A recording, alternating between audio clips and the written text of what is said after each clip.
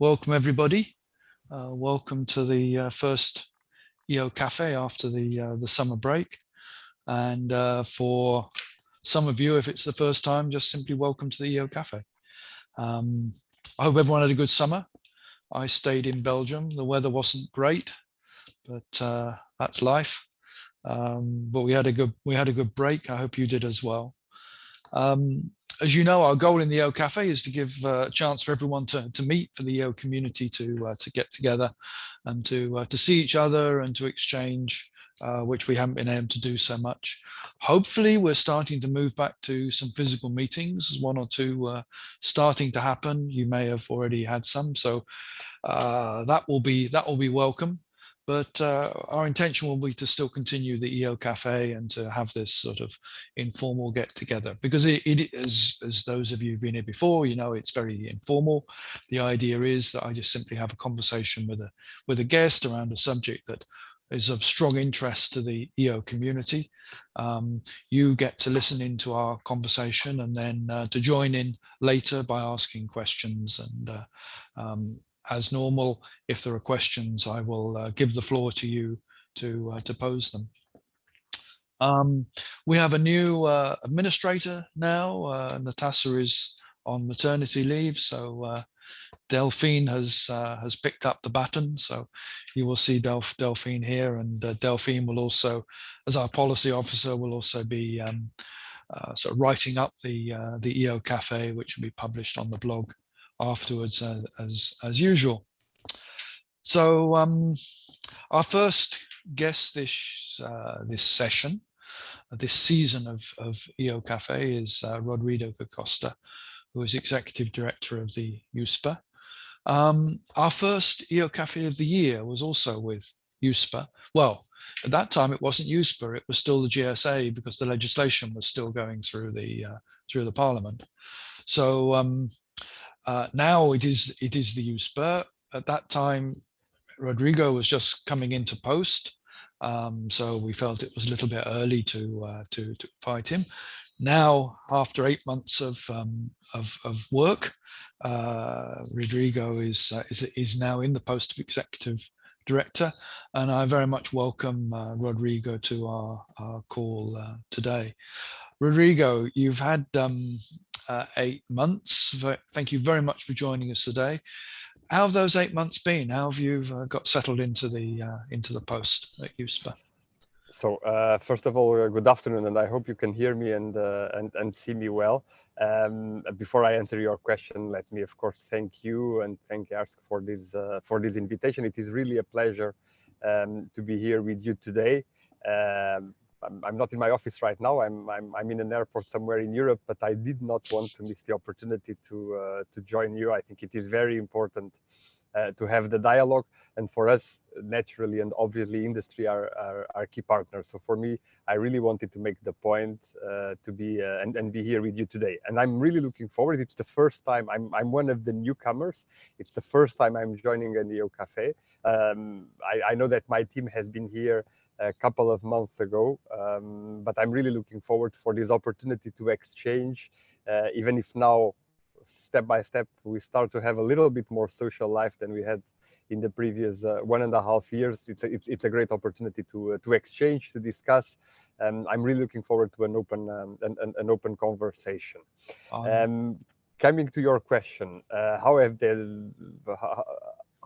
been these past 8-10? It's actually around 10 months. What can I say? Wow, what a ride! It's really fantastic. I mean, I'm now in post since October 2020, and really a lot has happened.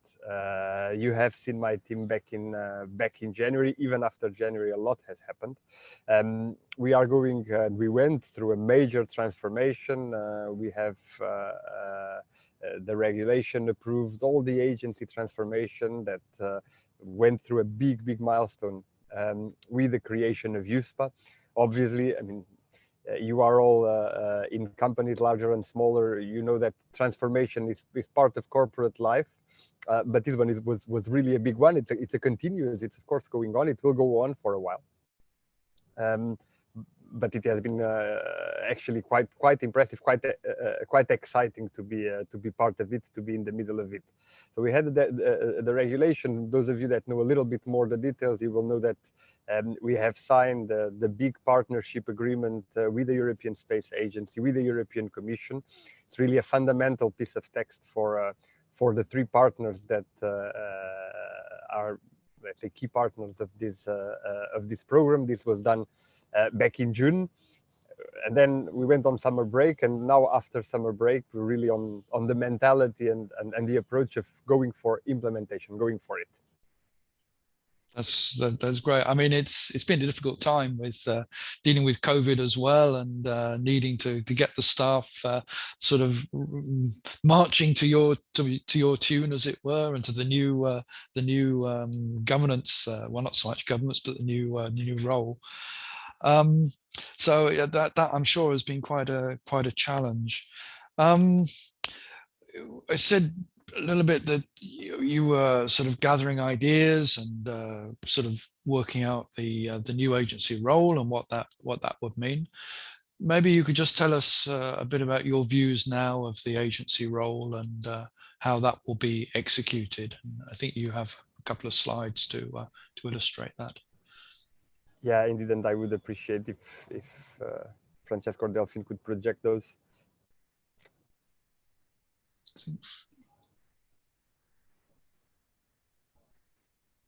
But maybe while we wait for the slides to be projected, I mean, the agencies, of course, we are a European Union agency, which means we get our mandate from regulations, from legal text. So that's the agency we have. It's written in a complex and a long legal text, and I try to summarize it in a way to make it a little bit more clear and to make it a little bit more clear for our communities, of course, people that are involved in the space business, in the upstream, in the midstream, also in the downstream, but also, and very importantly, to make the role clear also to people elsewhere, to the users, also to the citizens that are ultimately our stakeholders. And our vision as EUSPA, what we want is we want to become the user-oriented operational agency of the EU space program. And through that, of course, contribute to the sustainable growth, the security, and the safety of the European Union. Now, how do we do that? We have a number of tasks, a number of very important tasks, and I would highlight actually four. Four that may seem somehow independent tasks, but if you think on the global picture and what our vision is, they actually, all of them come together and create what EUSPA is and what is the role of EUSPA in the program, which is unique and is obviously in complement with the role of the European Commission, of the European Space Agency, but also of all the other partners, and there are a number of them, that are involved in delivering this program. So the first thing, and this is stemming from our heritage out of what used to be the GSA, we are now the exploitation manager of Galileo and EGNOS, so the European navigation satellite systems. Exploitation management means, well, manage the system in exploitation, manage as well the continuous, safe and secure service provision. Basically, we are operating Galileo and EGNOS 24/7, 365 days a year. This operation is naturally very demanding. I'm not sure how familiar everyone around the table is with Galileo and EGNOS.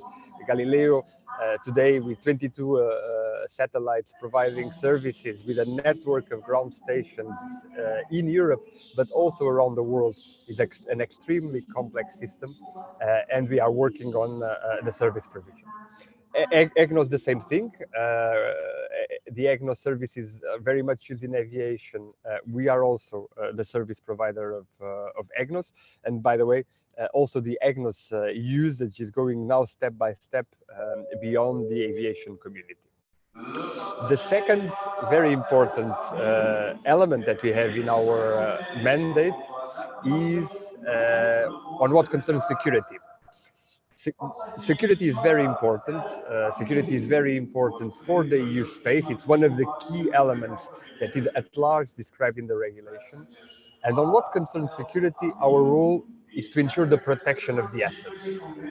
We have very strong role again in Galileo and EGNOS, but also when it comes to the other components of the program, such as Copernicus, such as GovSatcom, in the areas of space traffic management and others, we have received as well the mandate of the security accreditation of those systems through the Security Accreditation Board. So security is an important element, and in my view, of course, it will be one of the increasing aspects, both for the system, for the building of the systems, but as well, the safety and security markets will become very important in the future. The third element, also quite important in the EUSPA profile, is to develop the markets. So make sure that EU space is taken by users. For that, of course, we work on support. We support the development of applications. We are promoting innovation quite intensively, and surely we will come to that a little bit further. We used to be that as GSA, or a part of that at least, on Galileo and EGNOS. Now with the mandate, we include in our remits as well the commercial utilization of Copernicus and GovSatcom. Lastly, and I think this is of particular interest also to our audience today and to all your associates, is to stimulate the development of downstream businesses and companies, because we truly believe that it will be through the downstream, and naturally it will be through the downstream and through the use, through the development of adding value applications and solutions, that the final user will benefit from the EUSpace program, will benefit from Galileo, from EGNOS, from Copernicus, from GovSatcom, and from all of those, all of them integrated. Now, again, this seems like a little bit disconnected legs, but if you think of it, it includes basically the midstream with a very important component of security, and the downstream. So ensuring the service provision, then to make sure that those services are used. Of course, naturally, in order to fulfill our role, we count on very strong partnerships with industry. And we really appreciate, well, this dialogue, but the dialogue with industry associations, it is fundamental. And then on the fulfillment of the global EU space program, naturally also the collaboration with the other stakeholders that I've mentioned before. Let me just maybe take a bit more of a focus on what concerns, yeah, and thank you for changing the slide, on what concerns the third and the fourth leg I mentioned, so market uptake and support to the downstream businesses and companies. To tell you, and I think Fiammetta back in January went already a little bit into that direction, to tell you that our approach is to use on the global space program, so including also the commercial utilization of Copernicus, to continue and further refine and continue the approach that we have followed, in our view, successfully on Galileo and EGNOS, which is what we called integrating the market and the user, with the user driving the uptake. We build that on three pillars. Obviously, all of them equally important, and all of them fundamental to attain the final result. Developing a strong market and user knowledge for in-house purposes, yes, but not only. We want to share that knowledge, and we want to share that knowledge to help the businesses and to help the companies then also target the right application, the right fields of applications. So all the market and user knowledge we develop, and as far as possible, we publish it. We have a number of publications, the technology report, the market report, they come every second year. So once a year, we do have one of these reports. And as we are moving forward, we are enlarging them, of course, not to focus only on Galileo and EGNOS as it was in the past, but more and more to take on board Copernicus and in the future other components of the space program. to support the creation of demand. So that is basically to understand from the different elements in the value chain, how can space help and how can space technologies help. On this sense, the dialogue with the users is very important. We do it through user consultation platforms, through dedicated the dedicated workshops, etc., etc., to really understand what are the problems in the different fields, and can space help solving them. And sometimes it can, sometimes it cannot. And of course, when it cannot, well, we are sad, but we move on.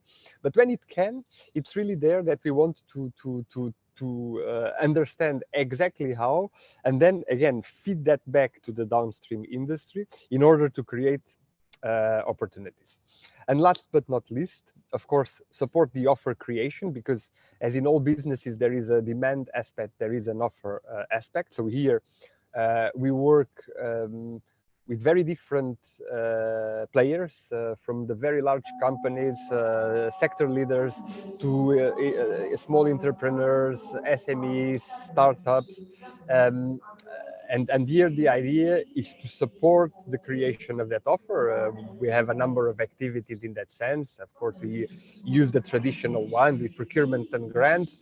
We are also starting to use quite a lot the element of the prizes, which in particular, when it comes to supporting the entrepreneurship and startups, we find it a quite useful tool, because it includes not only the element of financing, but includes also the element of coaching and support. So a bit more than just the finance. By the way, in a small side remark, we have just launched our last prize, My EU Space, and if there are potential applicants in the room, have a look at it. It can be interesting indeed for supporting entrepreneurs, startups, SMEs to start the businesses. All of this, of course, is built on the market segmentation, where we look at different markets because we want to look at markets. You have here,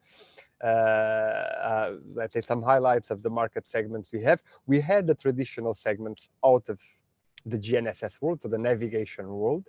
Obviously, in particular, taking on board Copernicus and the commercial utilization of Copernicus, we had naturally to look and analyze our market segments. We have extended it. We have adapted it. There are, and then obviously, naturally, there are markets where navigation is very strong, but there may be opportunities for Earth observation independently through synergetic approaches. And we believe the same is true the other way around, as well as where there are areas where Earth observation is very well established, where there may be opportunities also on what concerns navigation, and as we move forward, also on telecommunication. And then there are those where both come together. I think I see the first one in the list you have here. I think it's a good example, agriculture. Agriculture is already very much a user of Earth observation naturally, but also of navigation. And in this type of markets, for us is more the question is, okay, this market is using Earth observation, this market is using navigation, and let's continue fostering that use. And there is any advantage of integrating those? And again, at times the answer may be yes, at times the answer may be no, but it is worth to look at it, because through the synergies we can increase the usage. I will move to the next slide. I will close very quickly because I don't. It's a EOcafe. It's not the EO monologue, and I'm sure you have a lot of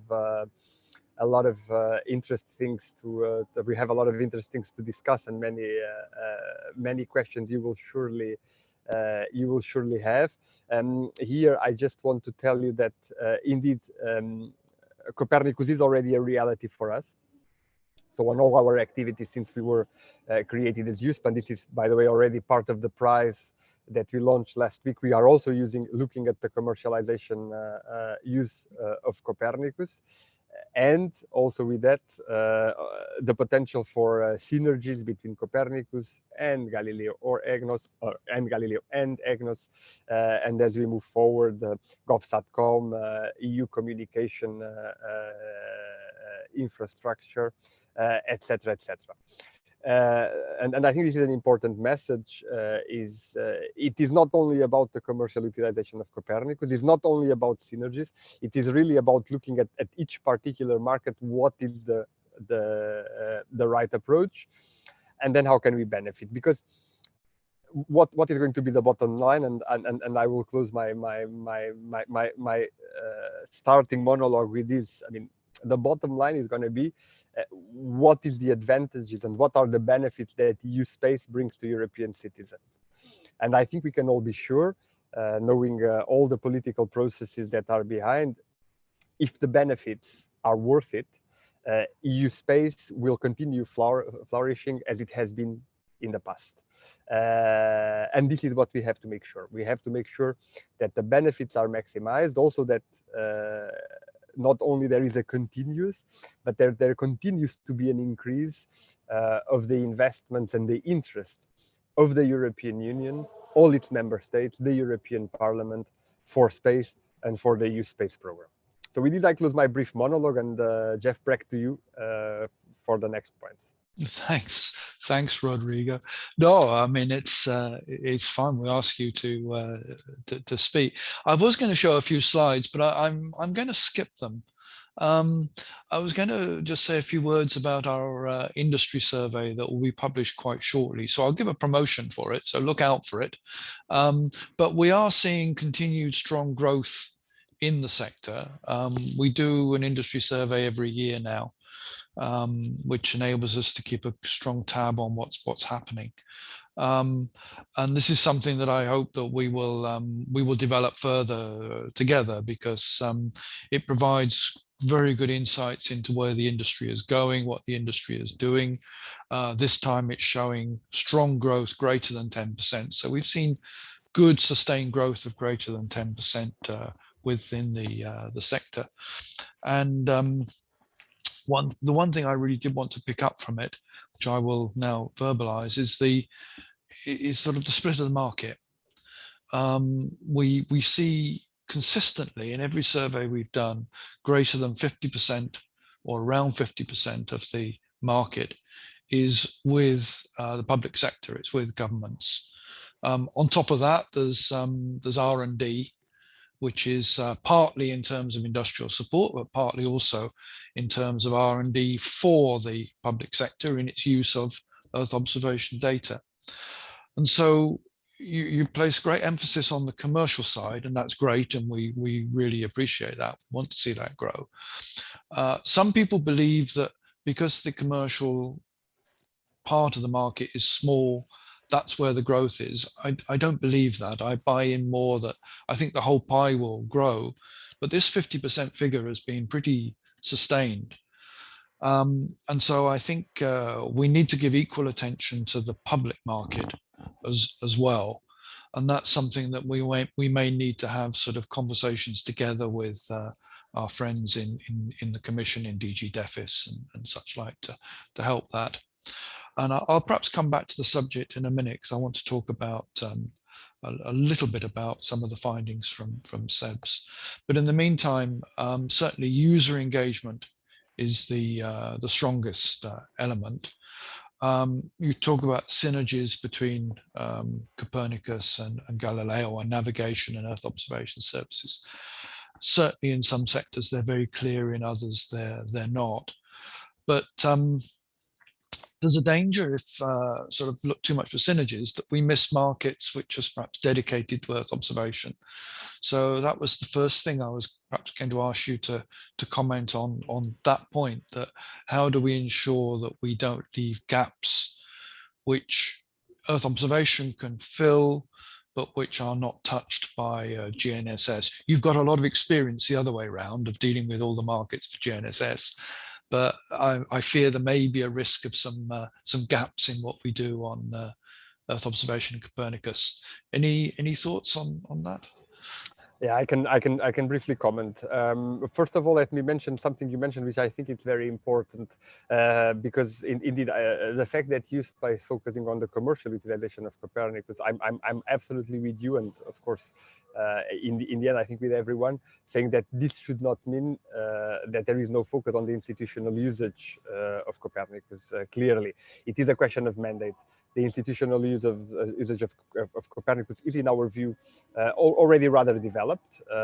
Obviously, as in any as in any market, there is always opportunities to develop more.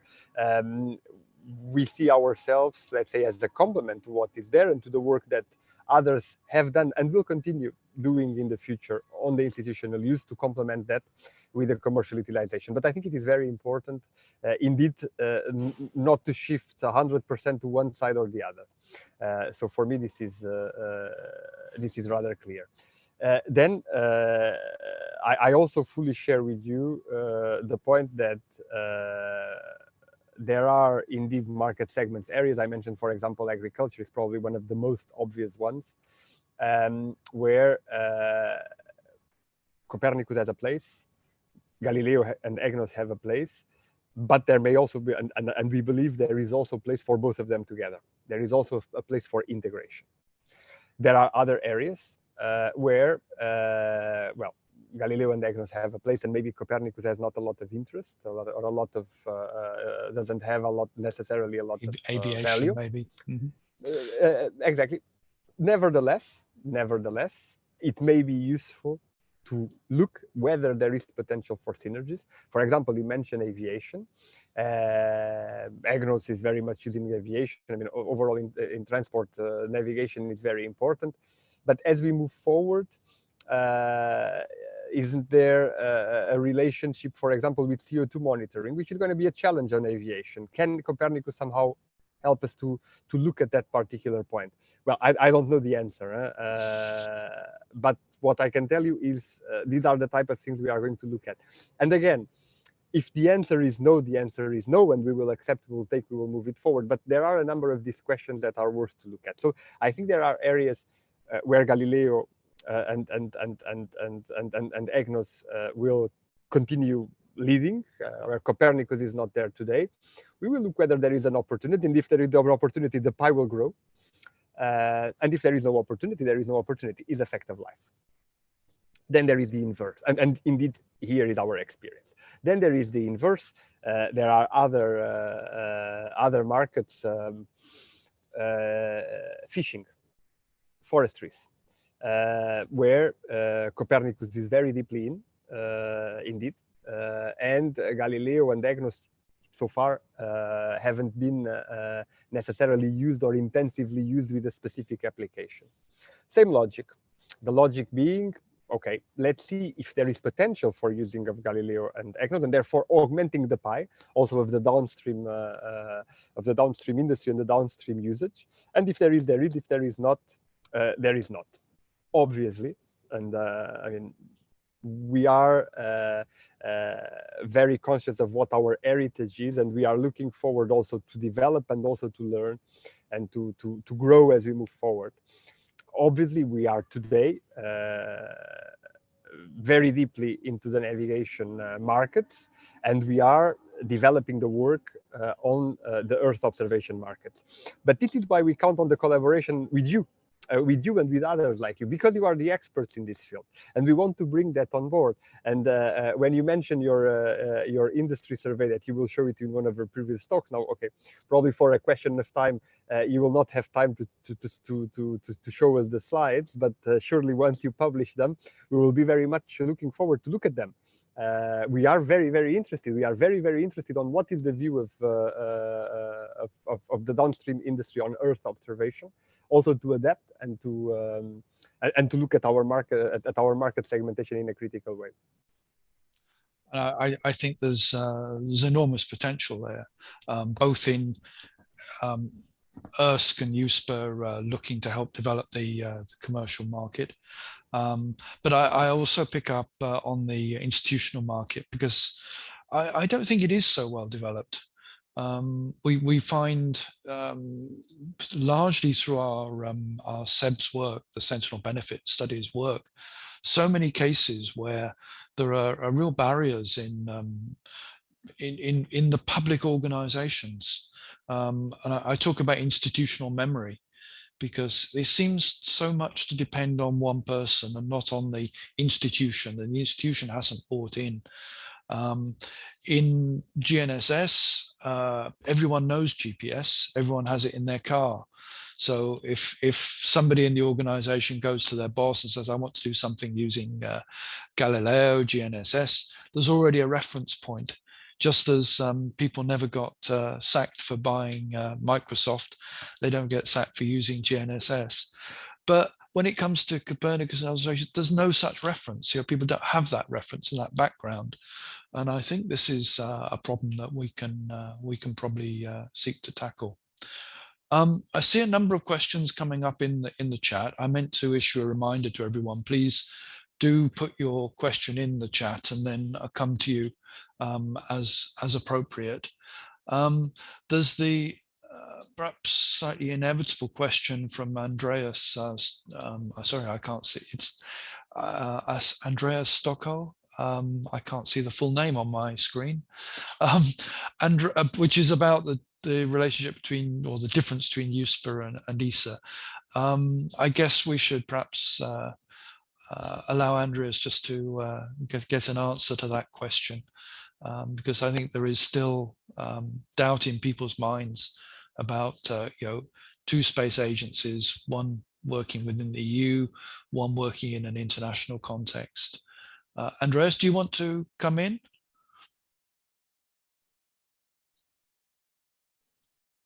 Yeah, sure. Stockholm. Yeah. Yeah, no, I was just looking to have maybe a concise. If you could say a couple of words on the difference, that would be interesting to hear how you see it. Rodrigo.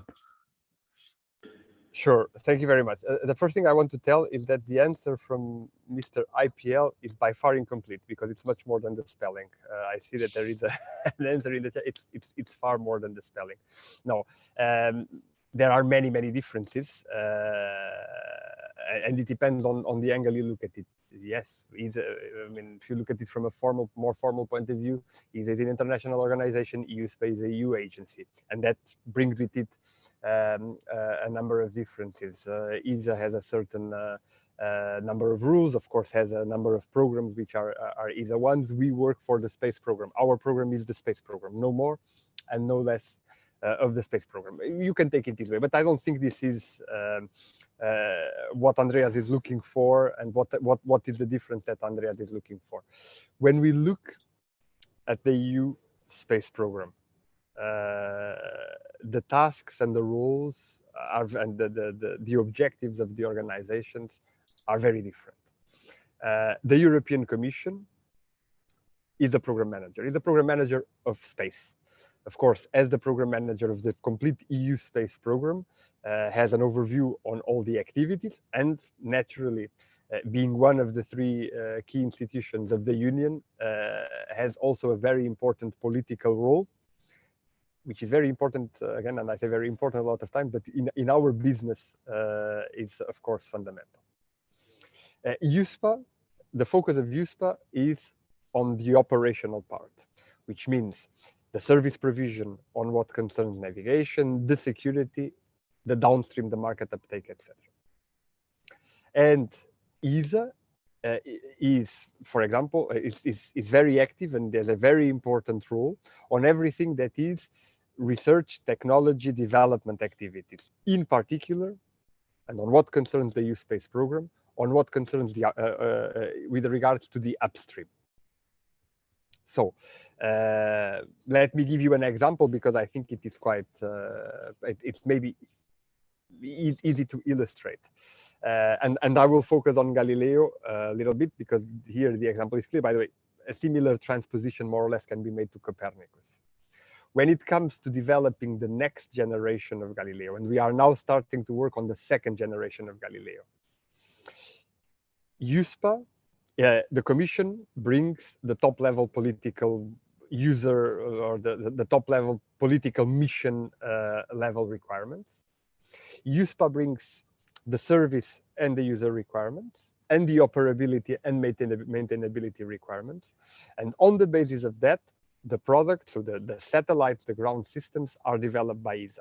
Once they are developed, EUSPA takes them over, deploys them, and operates them 24/7, and provides the services to the users while fostering the downstream. So with this example, I try to illustrate how the three partners come into the value chain. Now, what is fundamental in this relationship is, and we have, I mean, it's now written because it's part of the famous partnership agreement we have between the three of us. This is now fixed in text, quite clear text in this sense, and there is a joint understanding of the split of roles and responsibilities within the EU Space program of the three of the three partners. It's probably the right word. So again, back to I.P minus L, it is the spelling, but it's much more than that. Yeah. Thanks. I mean, I hope that's cleared up some of the issues. Similarly, let me take the other one as well that Uzu Donazar is asking, which is sort of the relationship between the operational entities, the entrusted entities within Copernicus. Uzo, do you want to come in?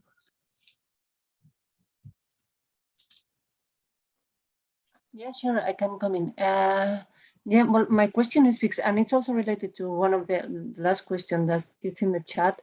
How is it, because one of the tasks for EUSPA is to foster user uptake, and all Copernicus, for instance, Copernicus services have their own strategies for user uptake.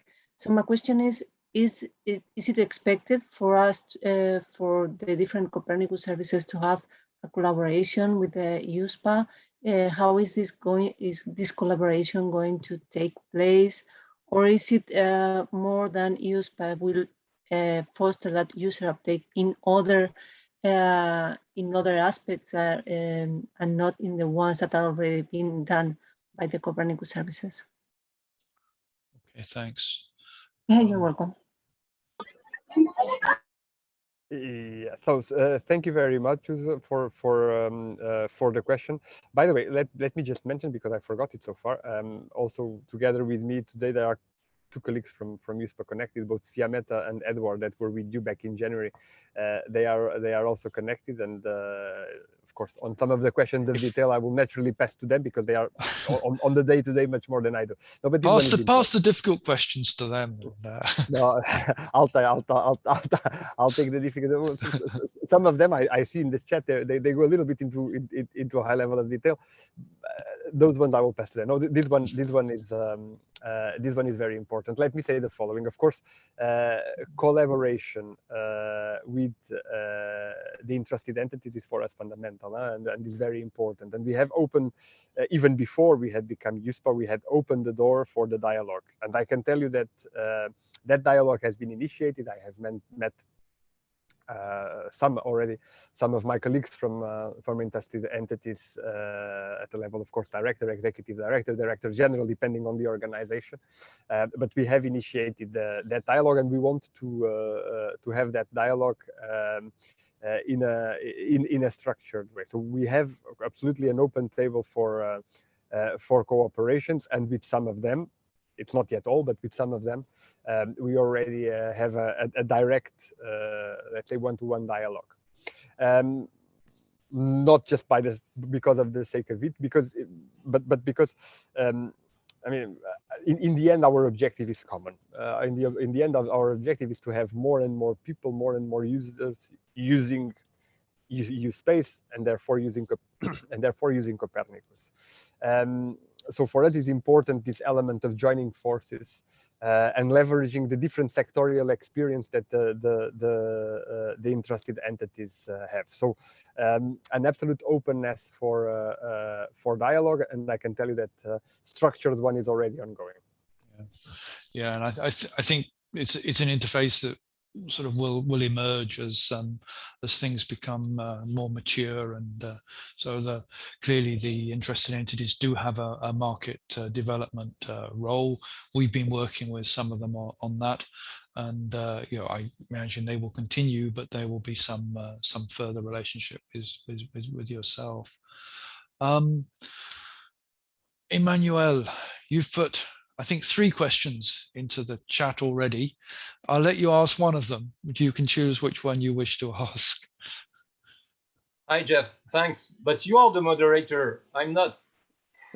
Well, this is true. Yeah, but you make my job hard. Carry on. Yeah. I think I have the hardest question. No, it's all around data spaces, which is a super important topic. And I don't see a lot of guys within our industry involved in that, being Gaia-X, being European Common Data Spaces, and so on and so forth. And I'm raising the flag, and for me, that's a red flag, because this is important. Gaia-X is super complex, but that's super important because it's a way for all of us to be involved with real users, because it's coming from industry across Europe. That's an initiative started from member states, with guys having no clue about space, having no clue about Earth observation, but they can benefit from us. And they are eager to share data with us in order to create added value. So collectively, there is a real work to be done on this. And I see a number of initiatives, and I think coordination is needed between all of us, public entities, Commission, EUSPA, even ESA, and private entities. Thank you, and Jeff, if you allow me, I don't think there is. It's really a question. I think it is a point, and definitely we're taking note. Now we are not directly involved in the definition of data spaces. We are closely monitoring them, but I think, and we have started now a dialogue with Gaia-X very recently. I think this is a very good opportunity for maybe Fiammetta come in and go a little bit more on the detail of what we are doing right now. Although, again, I don't take it as a question. I take it more of as an awareness point that clearly we take note of. But maybe Fiammetta, if you can come in briefly. Yes, thanks, Rodrigo. So indeed, for us, the access to the data is let me say, a fundamental element for the uptake of Copernicus. So that's why we are interested in better understanding what are the means we can put to permit to a wider community to access the data of Copernicus. It's a fundamental problem. So thanks for raising it. Indeed, we started recently a dialogue with Gaia-X to better understand what we can do together. And we will do a lot of tools to facilitate and way to facilitate a wider access to the data of what is today. So this is on our agenda, and thanks for the remark. Yeah, it's sometimes a complex landscape that we're trying to work with, and trying to sort of project it in a simplified way is in itself a big achievement. A big achievement. Yeah. Thomas, I'm not sure, Thomas Sukup, I'm not sure if in the end you have a question or not. You make a comment. Come in and explain, and if you have a question, please continue into it. Hello, everybody. I mean, I passed too. First was kind of clarifying of landscape between EUSPA and ESA, and I think Rodrigo partly already answered, I think. So maybe I will take the second one, which is sort of support of your initial comment, Jeff. I think from our experience, I think we see a very slow adoption of the uptake of, in particular, Copernicus public level. And I think one of the strong aim of Copernicus was to contribute really to some kind of modernization of the decision making, or make it based on the facts. and we still see quite a slow, let's say, move in this direction. So my question was basically if EUSPA, I mean, plans something to support at least some kind of coordination, because what is the advantage of the public administration is that at least across the Europe they share some common needs. So there should be it would be very useful to somehow coordinate this adoption, to exchange experiences, and to support, to break some of the barriers, which are to some extent, normal, because this is very conservative area, public administration. But I think, that's basically the question. If you plan any actions in this direction. Thanks.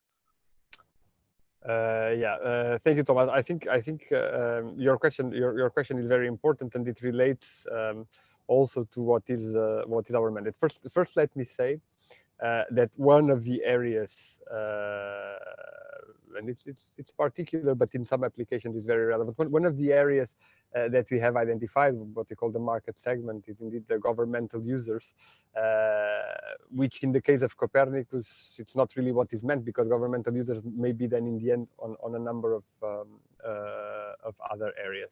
Here, my reflection and our internal thoughts are the following. The first thing is, obviously, different entities have different rules. The entrusted entities, they have their rule, they have their mandate, and they have their area of action. And we as EUSPA, we have it as well. And in Copernicus, it is quite clear. And by the way, in the other areas as well, but we are talking about Copernicus. I'm not mentioning that's not clear somewhere else. I'm just mentioning that it is about Copernicus. However, there is one important point that we need to keep in mind, and it is also, we see it as our mandate in EUSPA, which is when it comes to the overall downstream of the EU space, we are in the end the key actor. I mean, we are in the end the coordinator is probably too strong, but we are in the end where the circle closes, because we have in our remit part of Copernicus, and for the other part we have the dialogue that I just mentioned before, where we are doing structured dialogue with entrusted entities. We have Galileo and EGNOS. We will have GovSatcom and what comes after with secure connectivity, or however the future may look like. There are potential rules for us in the area of space traffic management. So this user element, as a kind of a catalysator, it comes to us. Now, again, we will not impose in areas where others have mandates, and we will very much respect them. But I think through the dialogue, we can indeed help fostering also other markets. And I think, I mean, we've seen it somehow in Galileo, and we've seen it in EGNOS. At a certain point in time, on this market uptake on particular markets, it's a little bit the snowball effect. Once the ball starts rolling, it starts growing and growing and starts having multiplicator effects in other areas around. So, of course, this catalysator rule on the overall uptake of EU space, it's our role, and we are ready to take it. That will be great. I mean, everyone will be looking for that. Let's move just away from the user side from the moment. We talked about user engagement and more about the support to the sector, because I think you now have a role in Cassini, which is looking to bring finance, and with a particular emphasis to support startups, if I understand correctly. Can you say a bit about your role in Cassini and where that will go, and what the companies can do to take benefit of that? What they can do with you? Absolutely. Cassini is a very important initiative or program element. I think let's call it an initiative of the European Commission, and we are tightly associated to the Commission on what concerns Cassini. Cassini has many aspects, many layers. We are indeed very much focused on what is, well, in the regulation, it's the Article 6, but not everyone knows the regulation by heart. So it's about innovation. It's about fostering innovation, fostering entrepreneurship, where we are, again, in partnership with the Commission, we want to take an important role in there. And here, for example, on our side, Cassini materialized on a number of initiatives. The first one, or maybe the most visible of those, are the prizes. We had a preliminary, we had a first prize last year. At the time, it was not called Cassini, but it was already in the spirit of Cassini. We have one right now, where we have on an overall prize money altogether of around €1 million. We are giving prizes on a number of areas, again, looking at usage, use space usage, when possible synergies, different markets, etc., etc. Now, of course, there is a natural tendency of focusing prizes. The prize is about, of course, money and financing, but it's much more than that. Because our idea and our approach is to create an integrated support to people that are starting new in this business, in the sense of complementing the financial element, also with coaching, and also with supporting access to finance, and to finance that is finance outside the program, to investors. We are creating, and we have already our network of venture capitalists, business angels. So we are trying to do, we are working on the matchmaking between ideas with potential and people with money, and see when that mix works. Why do we do this? Because we see, in particular in this area of SMEs, startups, innovators, we see very often very good technical ideas with little money and very limited business concept.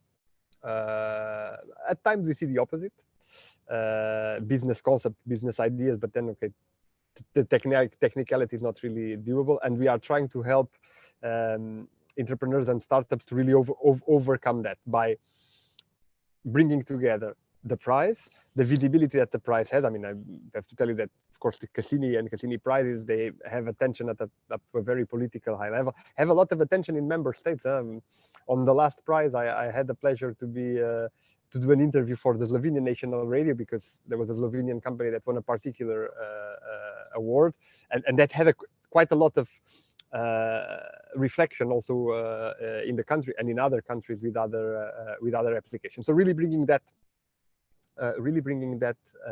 together: prizes, coaching, access to support in the access to finance. And this is why these prizes tend to be quite long. So we do not expect you send an idea, we close the shop, we evaluate, we give the prize. No, these are really long processes where there is coaching, there is training, people get together, there is matchmaking, etc., until an outcome is done. By the way, we have a number of very good examples. The last one we did, it was before EUSPA. We were still GSA, and we were focusing on navigation, but we had very interesting stuff. We had a quite visible example. You may have seen, those of you that may follow me in LinkedIn, I've posted some time ago about that. A small Estonian company that has developed a technology for painting parking lots, guided by satellite navigation. Well, that company won a multi-million-dollar contract in the United States to paint parking lots for Walmart. It started with 2 people. Or 2 or 3 people, and now it's developing and is a growing business. We want to do the same, but not only on Galileo and EGNOS, but focusing on the complete use space. 10 lines, yes, indeed. Someone mentioned in the chat, and it is correct. It's a company called 10 lines. Thank you, Matthias. So, I mean, I think prizes are great, but I presume that's not the only way that you would be able to help companies get access to maybe financial instruments and finance that they're needing. I think you have some experience with the GSA in brokering. Is that right, or am I perhaps misconstruing things? No, I mean, you're right. Prices is an element. I focus on that. I mean, we will also work on the traditional elements that we have through the Horizon. Well, until now, Horizon 2020. Now, starting with Horizon Europe, we have a number of grants. We will have procurement. We have also this component which is called fundamental elements, which is really at the receiver side on the technology. The receiver technology makes sure that the services are accessible. Then, of course, a number of grants in the frame of the Horizon. But more than that, I mean, we have now established a memorandum of understanding with the European Investment Bank, with a network of venture capitalists, and with this type of MOUs, indeed, it's a kind of yeah, you can call it brokering. I called it before matchmaking. It's try to make ends meet. Good technical ideas with people that have people in the general sense, institutions, organizations that have the finance and are interested in investing in something that we think it's a booming area. I mean, there is still a difficulty, and I think we have to work on that. And I think we have to work on that together, because I think you, and in particular associations of industry, have a fundamental role together with us. If you are a venture capitalist out there or a business angel out there, somehow it is true that IT, biomedical are much more attractive. And it doesn't mean you can make more money on those than you can make on startups and SMEs that come from the space business. And maybe it's not true, but they are more attractive. Psychologically, they are more trendy, they are more visible, they are more attractive. I think we have a common responsibility. And again, there, I think you have also a role to play to make the European downstream industry, and in particular the European SMEs, the European innovators, entrepreneurs, as if not even more attractive than, again, biotechnologies, IT. Well, you should certainly try. Yeah, we should try. I think it should try. I think in the beginning it will be a little bit a type of a Don Quixote fight against the windmills. But let's look at the examples that we see from the other side of the Atlantic, because well, now the things have evolved, but a couple of years ago, space-based or space technology-based startups in Silicon Valley, they used to be very attractive, even more attractive than traditional IT or biotechnology, etc., etc. So let's bring that to Europe. Yeah. Oh, that will be great. I think it's also a reflection on the market when you're talking about familiarity, medical and maybe digital technologies, because they're much more consumer oriented. They're much more B2C, whereas the Earth observation market is, and I think will largely remain, B2B and B2G. I think that's part of the issue, but space is certainly perceived as being a very attractive domain to work with. The commissioner was with ESTEC yesterday, so he's taking a strong interest and talking about mobilizing more investment in Europe. So I think the environment is very positive. We have to see the best way to tap into it. We're running out of time. I wanted to give Matthias a chance to speak, and then Rainer. Matthias, do you want to come in? Great, you're there. Thank you. Yeah, I didn't really have a question. I was actually commenting when Thomas Soukup was still speaking that for us as startups, the focus always is on KPIs, like what is your success metric or how does success look like. And when Rodrigo spoke about the targets you have, I heard mostly about user base and nothing about the actual value created or cost avoided, and that was mostly what my comment was about. Okay. It's a conversation, so everyone's welcome just to come in. Rainer. Well, hi, Geoff. Hi. Well, you just mentioned a lot, and you mentioned at the beginning that the EUSPA has to focus on market development. There are so many organizations at the moment. If you have a look on ESA, for example, but what I see is there are some organization dealing with the aspect of connectivity of all the different services, navigation, communication, and AO.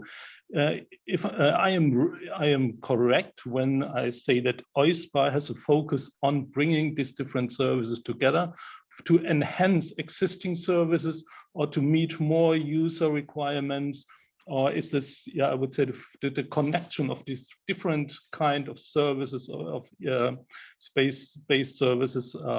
Yeah, is it one of the goals of EUSPA? So yeah, I mean, if I may thank you for the previous comment. Thank you as well for the question. So I mean, clearly the object again, as EUSPA, we are focusing on the EU space program. On the downstream, our objective is very simple. It's to increase the market uptake, to make sure that the benefits come to the users. And that's the benefits that stemming from the use of Galileo and EGNOS, the benefits that stem from the commercial use of Copernicus, from EU communications, gov.com, what will be in the, or what could be in the future secure connectivity, etc., etc.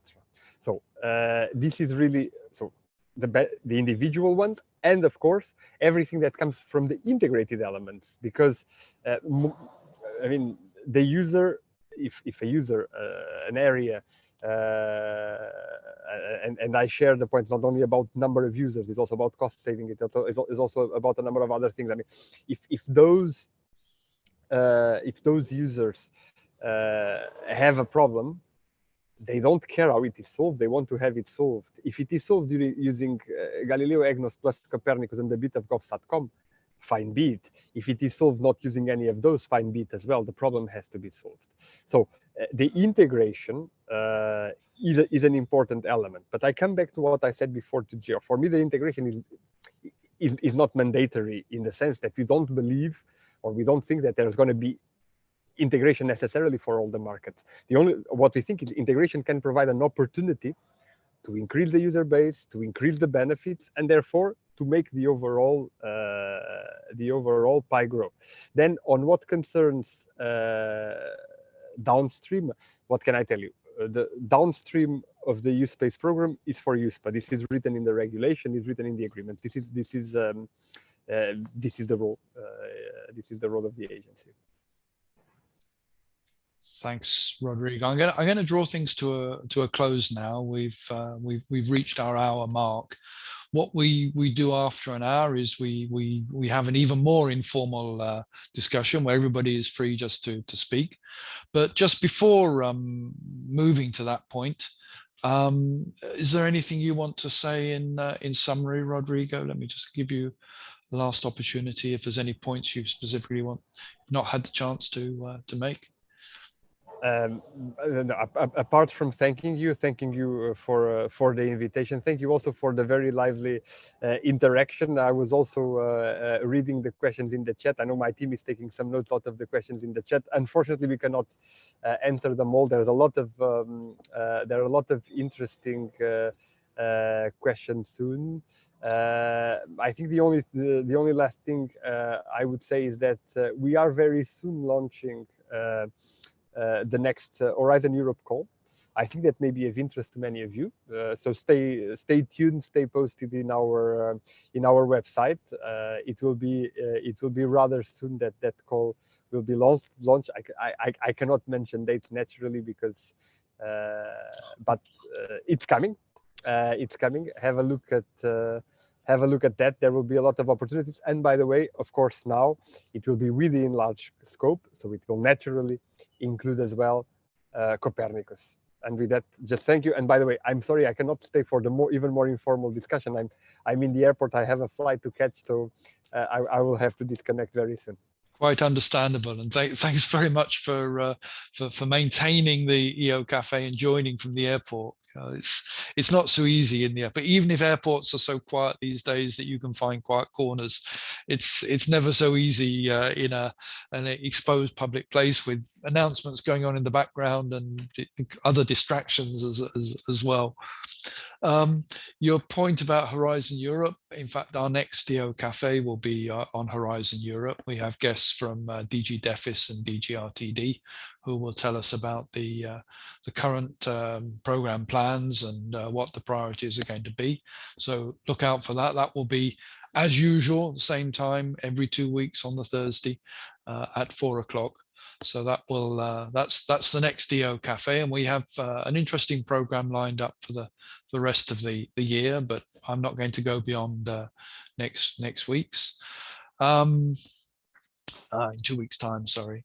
So at that point, Rodrigo, thank you very much. Thank your team for the support they've provided to the preparation of this. I'm sure we're going to have further opportunity to exchange and to develop in more detail some of the lines we've embarked upon today. But I think it was a great opening opportunity to understand where you see the agency going and what your priorities are and how that will work. So at that point, I'll close the formal part and go to the even more informal part. And Rodrigo, if you need to step out, please do so. And I guess we're likely to talk soon. Thanks.